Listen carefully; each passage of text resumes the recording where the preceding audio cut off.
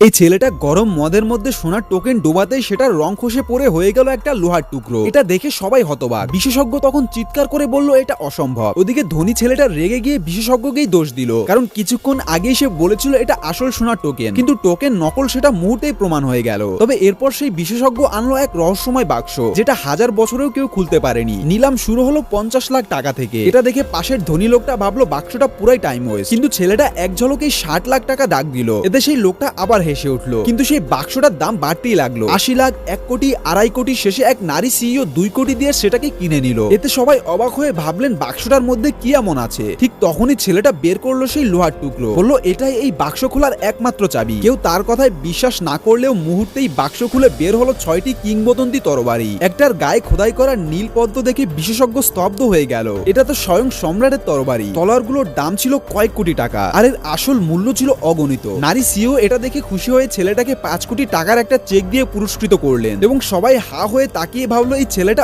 অবিশ্বাস্য ভাগ্যবান।